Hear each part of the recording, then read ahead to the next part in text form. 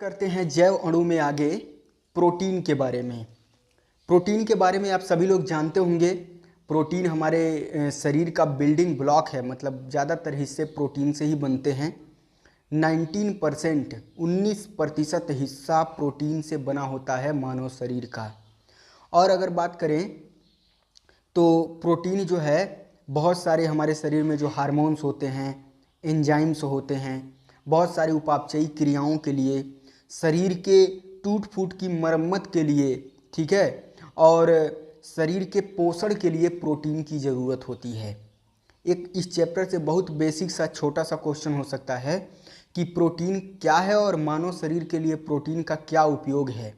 तो अभी जो बातें मैंने बताई हैं कि एंजाइम के तौर पर, हार्मोन्स के तौर पर, ठीक है ना, इवन तो बहुत सारे जहर भी जो होते हैं वो प्रोटीन होते हैं। बहुत सारे वायरस, ये जो कोरोना वायरस आया था अभी, ये भी एक तरह का प्रोटीन था। और शरीर में बहुत सारी उपापचयी क्रियाएं होती हैं तो वो भी प्रोटीन की ज़रूरत होती है। शरीर के निर्माण के लिए, शरीर बना रहे, प्रोटीन की कमी से आदमी दुबला हो जाता है, प्रोटीन की कमी से और भी बहुत सारी बीमारियां हो जाती हैं। और शरीर में टूट फूट की मरम्मत के लिए अगर कहीं घाव होता है तो जब वो भरता है तो वो प्रोटीन चाहिए होता है, प्रोटीन खाने से जल्दी भर जाता है। तो प्रोटीन का बहुत इम्पोर्टेंस है और आप लोग इसके बारे में पहले से भी सुन रखे होंगे। बहुत सारा खाना वाना खाते हैं तो उससे हम लोगों को प्रोटीन मिलता है। लेकिन हम इस चैप्टर में अपने सिलेबस के हिसाब से पढ़ेंगे, जो क्वेश्चन आ सकते हैं उसको देखेंगे। बहुत सारा डाटा मैंने यहाँ पे लिख रखा है तो उसकी बातें मैं बताऊँगा। तो सबसे पहले मैं जो यहाँ लिख रखा हूँ उसको दिखाता हूँ। प्रोटीन जो होता है वो पॉलीएमाइड भी इसको बोलते हैं और पॉलीपेप्टाइड भी बोलते हैं, क्योंकि जैसे बहुलक कट गया है, बहुलक वाले चैप्टर से, मतलब बहुलक वाला चैप्टर कट गया है, तो जैसे बहुलक होता है उसका कोई एकलक होता है, ऐसे ही प्रोटीन भी एक तरह का बहुलक है और इसके एकलक को बोलते हैं अमीनो अम्ल।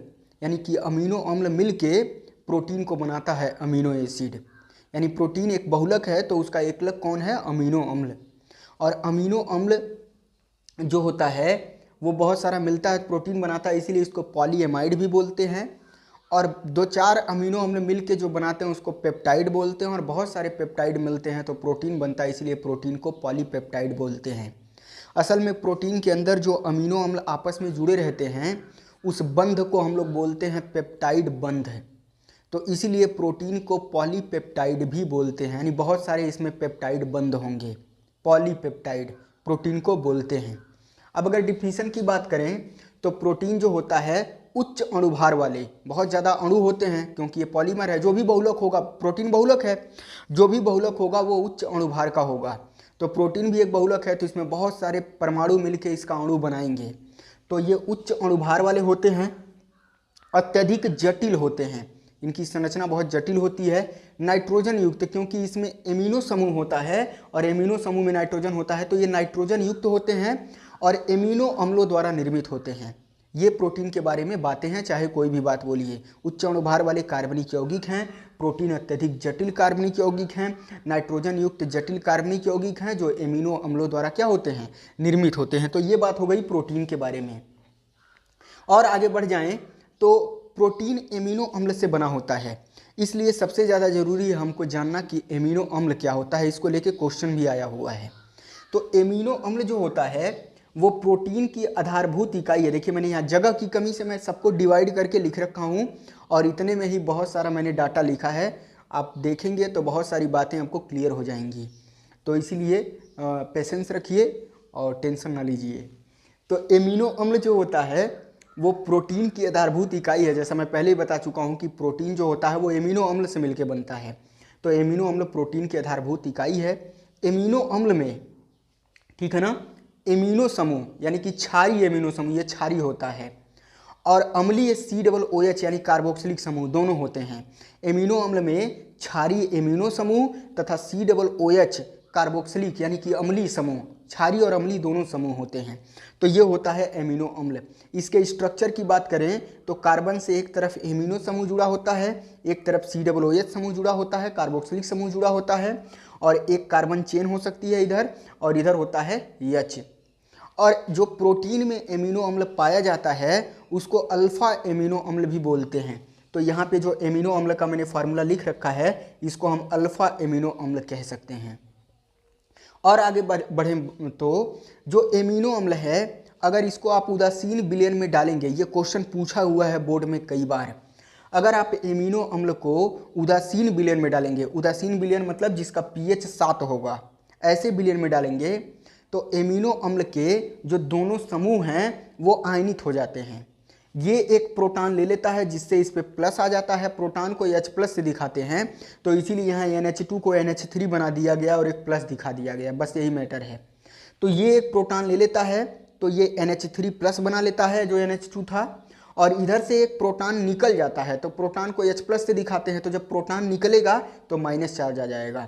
तो इस तरह से उदासीन विलयन में एमिनो अम्ल को डालने पर, ठीक है ना, दोनों समूह इसके आयनित हो जाते हैं, एक पे प्लस एक पे माइनस, एक द्विध्रुवीय आयन बनता है, द्विध्रुवीय आयन बनता है, और इस आयन को हम बोलते हैं ज्विटर आयन।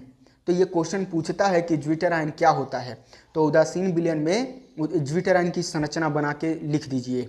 तो उदासीन विलयन में एमिनो अम्ल को डालने पर इसके दोनों आयन आयनित हो जाते हैं और एक दोनों समूह आयनित हो जाते हैं, उदासीन विलयन में एमिनो अम्ल को डालने पर इसके दोनों समूह आयनित हो जाते हैं, ठीक है ना, और एक द्विध्रुवीय आयन की संरचना बनाते हैं जिसे हम ज्विटर आयन बोलते हैं। तो ये हो गया ज्विटर आयन और ऐसा इसका स्ट्रक्चर होता है। और बात करें तो एमिनो अम्ल जब उदासीन विलयन में होता है तो ऐसा होता है, लेकिन जब एमिनो अम्ल को अम्लीय विलयन में डालेंगे तो ये आपका एमिनो अम्ल है, और अम्लीय विलयन में डालेंगे, अम्लीय में क्या होता है H प्लस, तो H प्लस को ले करके ये एक धनायन बनाता है, प्लस वाला पाएगा तो इसका माइनस वाला गायब हो जाएगा और प्लस वाला बचा रहेगा, तो ये NH3 प्लस और ये ऐसे करके COOH एक धनायन बनाता है। यानी कि अम्लीय विलयन में अमीनो अम्ल धनायन के रूप में रहता है, और अगर आप क्षारीय विलयन में डालेंगे तो क्षारीय विलयन में क्या होता है OH माइनस, तो अगर आप क्षारीय विलयन में डालेंगे तो OH माइनस से ले लेता है तो प्लस वाला गायब हो जाता है और माइनस वाला बचता है, तो ये एक ऋणायन के रूप में रहता है। ये एक नंबर का क्वेश्चन बन सकता है कि अम्लीय विलयन में अमीनो अम्ल धनायन के रूप में रहता है और क्षारीय विलयन में अमीनो अम्ल ऋणायन के रूप में रहता है, और ये एक क्वेश्चन बन सकता है, एक नंबर का पूछा भी गया है।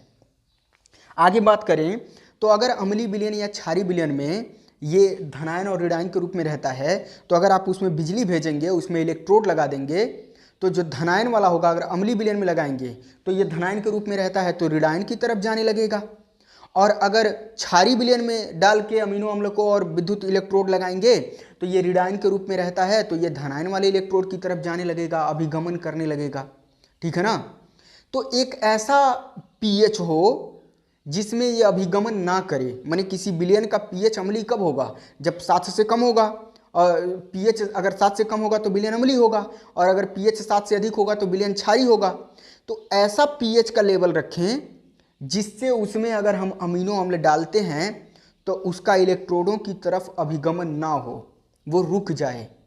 तो उस पीएच के मान को, पीएच के उस मान को जिसमें पीएच के उस मान को जिसमें अमीनो अम्ल का इलेक्ट्रोडों की तरफ अभिगमन नहीं होता है, अमीनो अम्ल वैद्युत क्षेत्र लगाने पर भी इलेक्ट्रोडों की तरफ अभिगमन नहीं करता है, रुका रहता है विलयन में, कहलाता है समविभव बिंदु, आइसो इलेक्ट्रिक पॉइंट। ये क्वेश्चन भी पूछा हुआ है एक नंबर में छोटा सा कि समविभव बिंदु क्या है, तो समविभव बिंदु वो बिंदु है, पीएच का वह मान है जिसमें कोई भी अमीनो अम्ल डालने पर वैद्युत क्षेत्र लगाने पर उसका अभिगमन इलेक्ट्रोडों की तरफ नहीं होता है। आई होप बात समझ में आ रही होगी। तो ये सारी बातें थी, और ये प्रोटीन के बारे में भी और भी बातें हैं, और ये एमिनो अम्ल के बारे में। प्रोटीन एक तरह का बहुलक है, और वो बहुलक किसी न किसी एकलक से बनता है, तो किससे बनता है, एमिनो अम्ल से। आगे मैं इसके बारे में थोड़ी बहुत और बातें बताता हूँ, इसका वर्गीकरण एमिनो अम्ल कितने तरह का होता है, फिर हम लोग आगे जंप कर जाएंगे। संरचना और रचना मन करेगा तो बनाऊंगा, मन करेगा तो किताब में से पढ़ लीजिएगा। देखिए जो भी बहुत सारी इंपॉर्टेंट बातें हैं वो मैं आप लोगों को बता रहा हूँ, ठीक है, और पक्का है इसमें से क्वेश्चन आएंगे। पैसेंस रख के पूरा वीडियो देख लीजिएगा, मन करेगा तो आगे पीछे करके जो बातें नहीं समझ में आएंगी एक बार और देख लीजिएगा। और ठीक है, तो अभी मैं जो है इसको मिटाता हूँ और मैं आप लोगों को आगे बताता हूँ किसके बारे में, प्रोटीन के अमीनो अम्ल के वर्गीकरण के बारे में। फिर आगे और ज़्यादा बढ़ जाएंगे तो जो है हम लोग न्यूक्लिक अम्ल और वसा के बारे में भी बात करेंगे। ठीक ना, मैं इसको अभी मिटाता हूँ।